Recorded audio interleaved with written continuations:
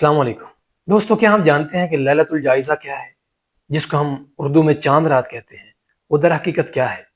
پورا مہینہ جو لوگوں نے روزے رکھے تو اللہ جل شانہ نے ان کو جو روزوں کا اجر دینا ہے، تو اس کے لیے جو چاند رات ہے، جس کو عربی میں لیلۃ الجائزہ اور احادیث میں الترغیب و ترہیب کے حوالے سے جو احادیث ہیں اس میں جو ان کو لیلۃ الجائزہ کے نام سے کہا گیا ہے وہ ہے چاند رات۔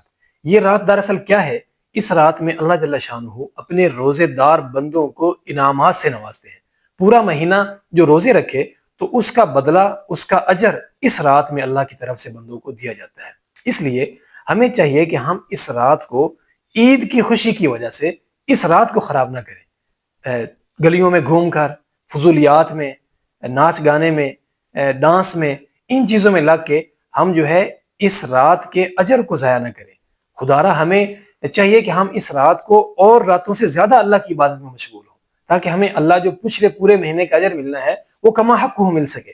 اس لیے کہ دنیا میں کوئی بھی شخص اگر آپ دیکھیں تو ایسا نہیں ہوتا، جتنا مرضی وہ کم عقل ہو لیکن وہ ایسا کبھی نہیں کر سکتا کہ پورا دن وہ کام کرے لیکن جب اجرت لینے کا ٹائم ہو تو وہ فضول لغویات میں لگ جائے اور اپنی اجرت وصول نہ کرے۔ ایسا نہیں ہو سکتا۔ اس لیے ہمیں چاہیے کہ پورا مہینہ جو ہم نے دل لگی سے اللہ کی عبادت کی نیت سے روزے رکھے، اب اس کے جو اجر لینے کا ٹائم ہے، اللہ سے اس کے جو انعامات لینے کا ٹائم ہے چاند رات، اس کو ہم فضولیات میں، لغویات میں ضائع نہ کریں بلکہ اللہ کی عبادت میں اس کو گزاریں۔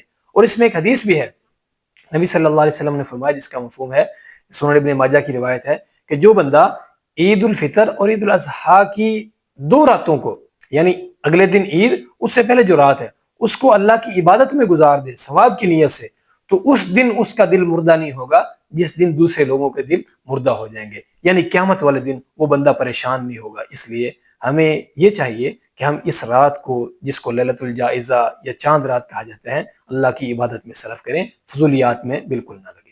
والسلام۔